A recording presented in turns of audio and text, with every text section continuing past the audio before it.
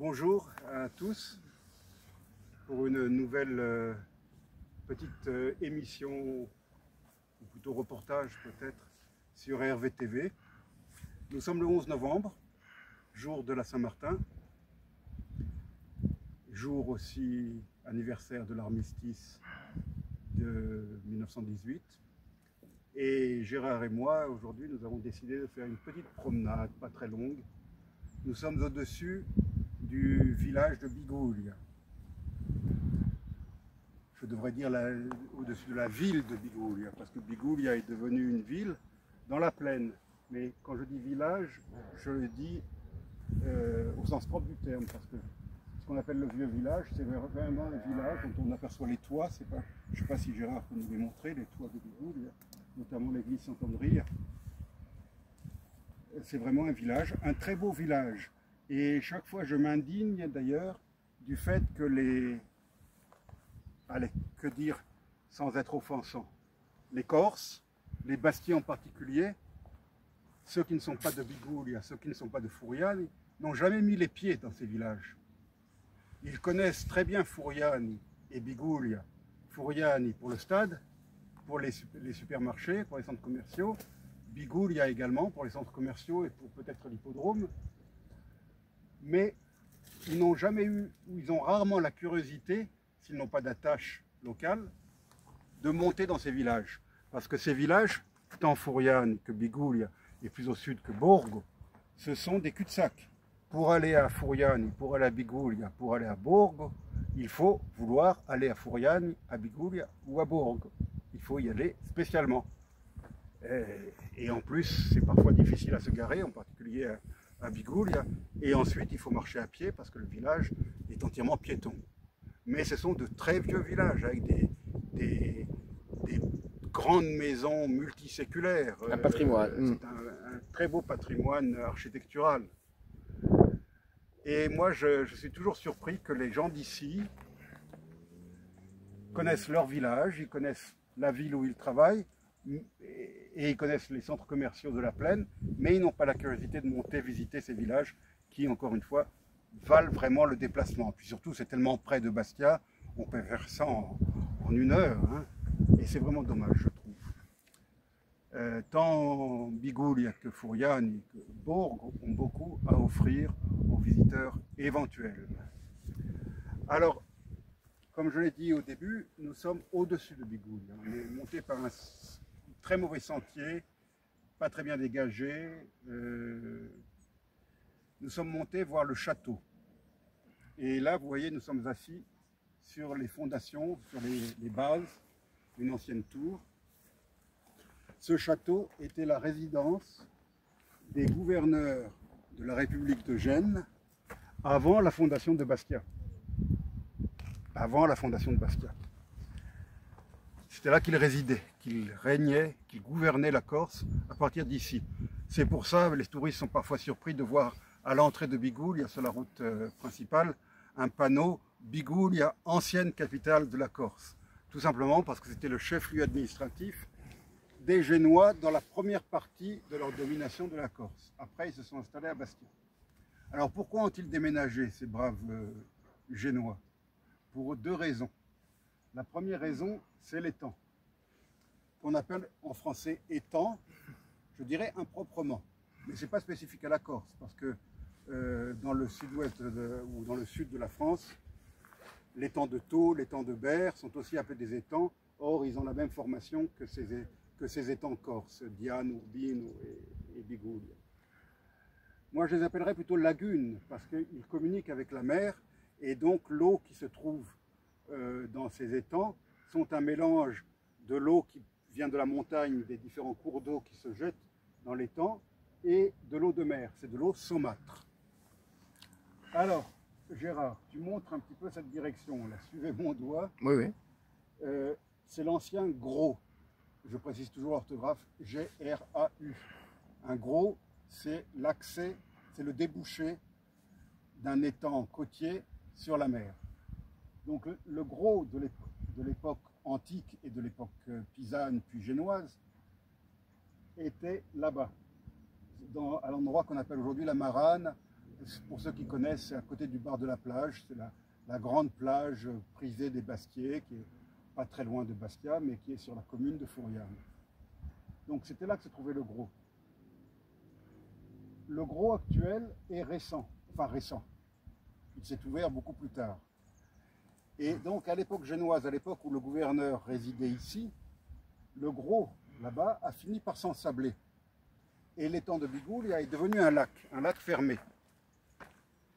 Ce n'est que bien plus tard qu'une année ou un cycle d'années, je pense, ou une série d'années où il y a eu de fortes précipitations, les ruisseaux et les rivières se jetant dans l'étang ont fait ouvrir un autre passage, Gros, mais de manière naturelle. Et c'est le Gros que nous connaissons aujourd'hui, le Turline, qui relie donc l'étang à la mer, pas loin du stade de Fouriane, donc sur la commune de Fouriane. Donc le fait que cet étang était le port depuis l'Antiquité, les Romains, les Étrusques, les Grecs, les Carthaginois peut-être, les Pisans, les Génois, aient toujours utilisé cet étang comme port naturel. Leurs navires étaient à l'abri. C'est ce qui avait conduit les Génois à choisir Bigoulia comme chef-lieu de la Corse. Ça leur permettait donc d'être tout près du lieu de débarquement et d'embarquement des personnes et des biens. Et comme site fortifié, oui. Et là, on est sur une éminence, on domine de tous les côtés. Donc c'était tout à fait le bon endroit pour surveiller la mer et pour surveiller l'arrière-pays et les voies de communication. Donc l'ensablement du Gros a convaincu les Génois qu'il fallait changer d'endroit. Or, la côte est de la Corse est plate, sans port naturel.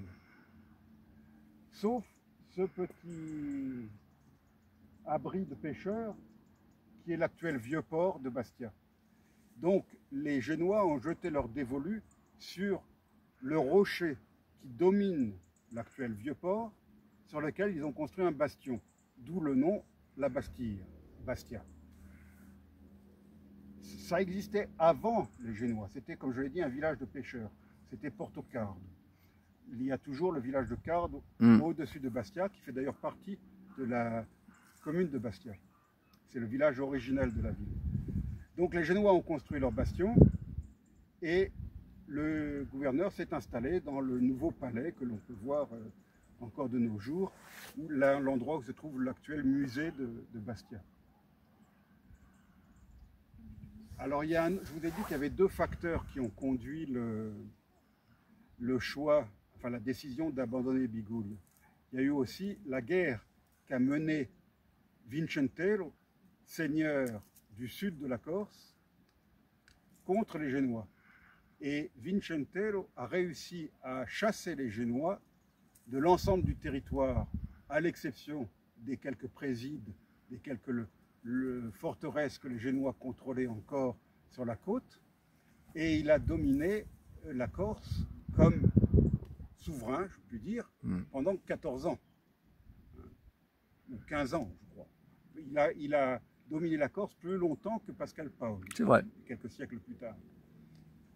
Donc il est le fondateur d'une sorte de proto-État corse. C'est ça, proto-État, oui. Alors il avait prêté allégeance au roi d'Aragon, qui l'a aidé un petit peu militairement, mais l'armée aragonaise n'est pas intervenue en Corse en tant que telle, hein, à part le siège de Bonifacio, contrairement à la Sardaigne où là ils étaient intervenus directement.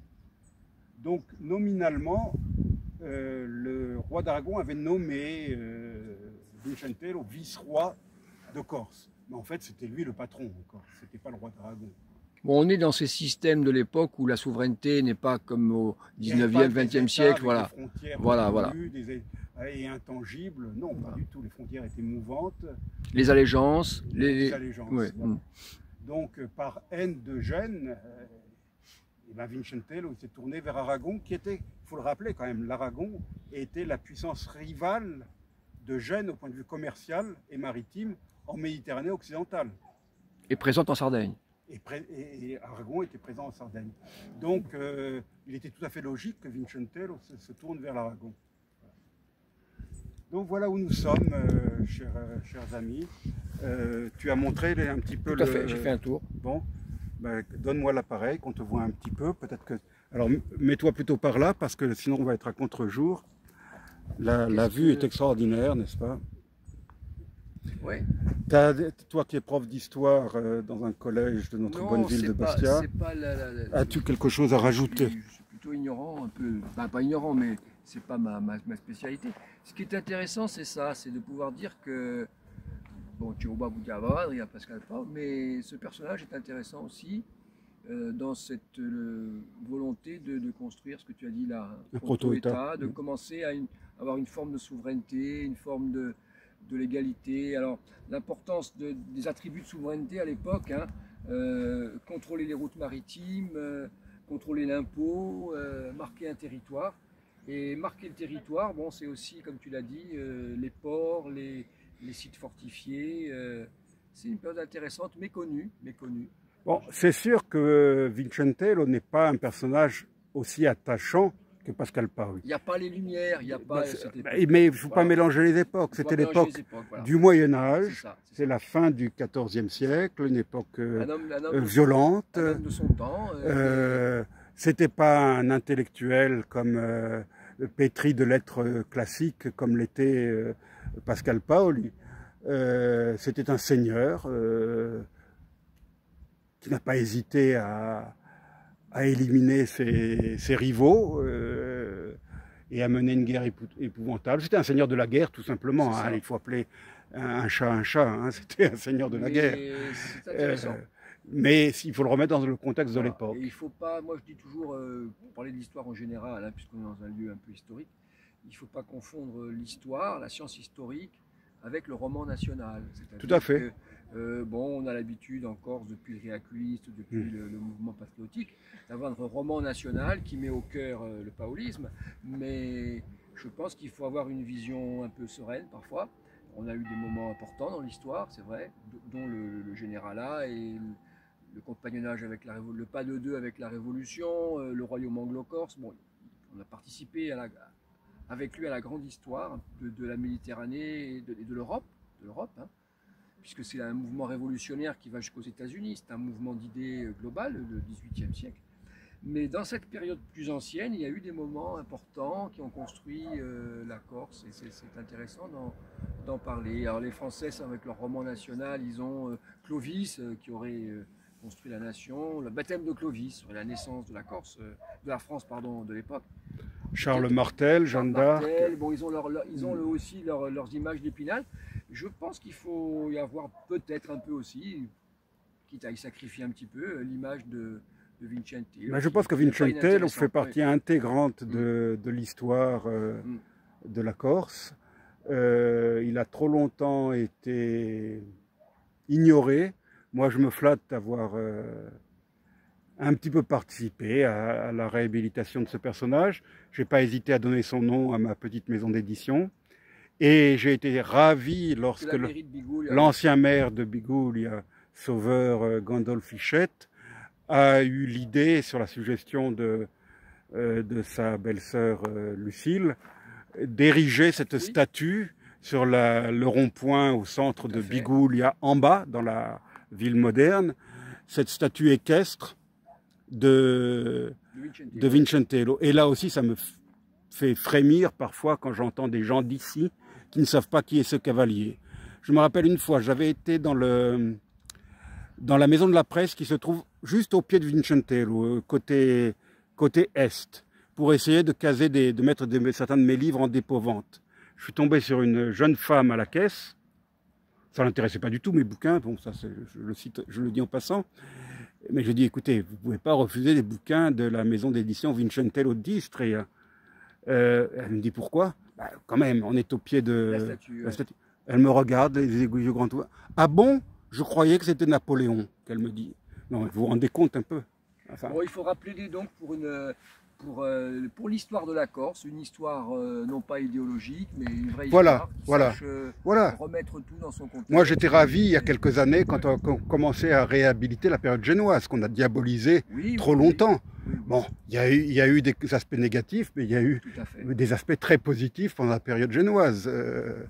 Donc, il ne faut pas tout renier. Et l'épopée paolienne, même si on inclut les révolutions corses dans leur globalité, ce n'est que 40 ans dans l'histoire de la Corse. C'est une minute au regard de l'histoire. Hein. Théodore de Nehoff c'est un petit peu réhabilité. Il fait partie, oui, on l'a un peu réhabilité, parce que lui avait été diabolisé par la diplomatie génoise, qui avait cherché à le ridiculiser. Et ce ridicule a duré très longtemps. Et ce n'est que récemment qu'on a commencé à le réhabiliter. Et là, on est sur les personnages importants, et ne jamais oublier l'histoire du peuple, les substrats, les notables, les gens d'un côté, les caporales, les gens, le peuple, etc. Bon, tout ça aussi est une histoire économique, une histoire des flux, tout ça était... Et puis, quand tu dis économique, mais là, ici, on est au carrefour de la Méditerranée occidentale. Ce détroit, j'appelle ça un détroit, moi, entre l'île d'Elbe et la Corse. Il est large d'à peine 50 km. C'est la route qui relie Gênes à la Méditerranée orientale, à la Sicile, à l'Afrique du Nord. Donc c'est vraiment un carrefour. Qui contrôle Bigoulia contrôle cette voie maritime. Hein. Je te remercie beaucoup Hervé pour cette petite pensée historique qui a fait plaisir à tout le monde, en tout cas à moi. Très bien, très bien. Mais on a de la chance, en ce 11 novembre, là, on va faire des envieux. Une pensée quand même pour tous les sacrifiés bien sûr. Du malheur des guerres. L'année dernière, on avait été ensemble pour la San Martino à Patrimonio. Pour toutes ces victimes de l'histoire. Donc oui, on va faire des envieux sur le continent, je pense, parce qu'il y a un temps vraiment magnifique en ce 11 novembre. Voilà. Au revoir à tous, merci. Allez, à bientôt. Voilà, je reprends la parole là pour vous montrer, chers amis, des morceaux du château. Parce que donc les Génois, quand ils sont partis à Bastia, ont détruit le château, ils l'ont fait exploser. Et on voit encore les traces de l'explosion. Regardez, Gérard, tu peux te pousser un petit peu vers la gauche, s'il te plaît. Voilà des... Oui, attention Félix de ne pas casser le château. Hein.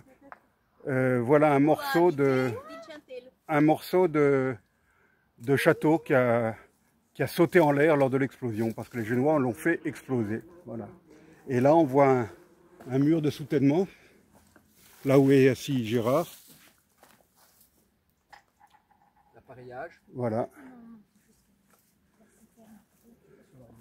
Allez, je m'approche un peu de ce morceau de château.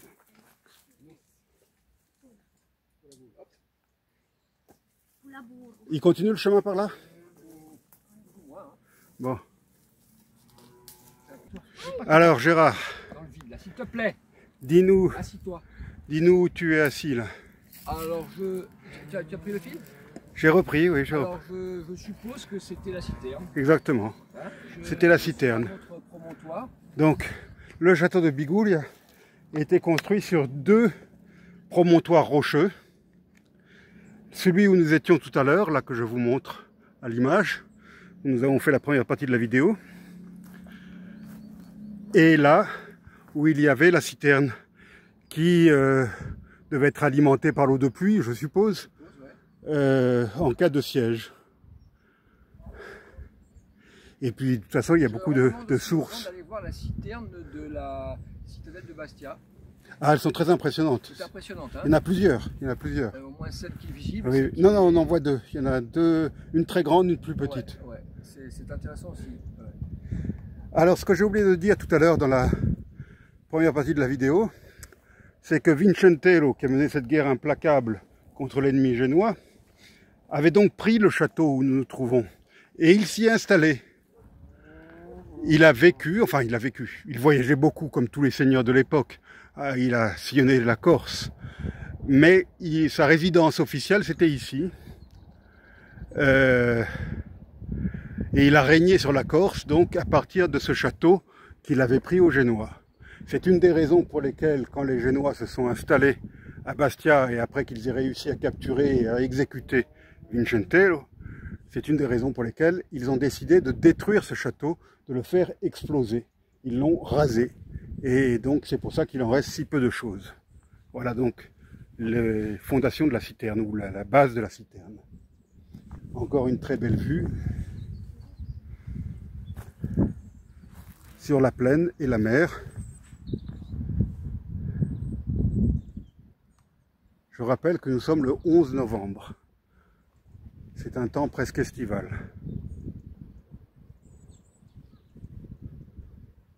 Là, en contrebas, vous apercevez le campanile et le toit de l'église Sant'Andrea, l'église paroissiale de Biguglia, dont on va bientôt célébrer le saint patron. Je crois que c'est début décembre, n'est-ce pas Gérard? Le roi des saints patrons. Sant'Andrea. Sant'Andrea, c'est début décembre. C'est début décembre. Petit élément aussi, Vincente était un homme du Sud. Hein, il était, comme son nom l'indique, il était de l'Istria. Qui prend alors que Paul, c'est les gens du Nord, hein, qui dominent du Nord-Est, oui. Hein. C'est ça qui était extraordinaire dans l'épopée de Vincentello, c'est que, qu'est-ce que c'est que l'Istria? À ne pas confondre avec l'Istrie, qui se trouve de l'autre côté de la mer Adriatique, hein, non loin de Venise. L'Istria, mais c'est une toute petite micro-région. C'est une vallée, oui. Toute petite.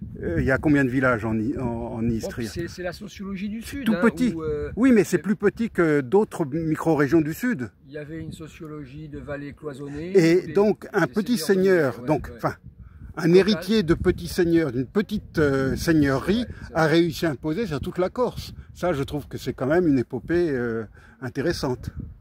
Sachant que nous n'avions pas ici le véritable système seigneurial. Et qu'il ait choisi un village du Nord pour s'installer. Je pense que c'était parce qu'il était en guerre contre Gênes, et c'est la même logique que Gênes qui avait choisi cet endroit aussi. C'était parce que c'était le plus proche de Gênes. Et bien Vincentello, il a choisi cet endroit pour pouvoir surveiller les incursions éventuelles. Un proto-État. Et puis pour surveiller le trafic maritime génois aussi, puisque cette mer, qu'on appelle sur certaines cartes le canal de Corse, cette mer était une voie de navigation essentielle, et l'est toujours d'ailleurs, entre Gênes, justement, qui est toujours un très grand port, plus important que Marseille, je crois aujourd'hui, et tout le reste de la Méditerranée, et le Moyen-Orient, et l'Asie, et l'Afrique. Et d'ailleurs, on aperçoit un cargo, là au large, qui passe entre la Corse et l'île d'Elbe. Bon, ce cargo ne va pas en Corse, on en voit même deux. Ils vont pas en Corse, ils circulent à partir de Gênes vers la Sicile, vers la Sardaigne, vers la Tunisie ou vers le Moyen-Orient, le canal de Suez. Voilà. Bonne journée à tous à nouveau. Voilà, à nouveau bonne journée, on va entamer la redescente, surtout que le soleil bientôt va se cacher derrière la montagne. Ça va tout de suite se refroidir un peu. Allez, chers amis, nous vous laissons pour jusqu'au prochain numéro de RVTV. À bientôt.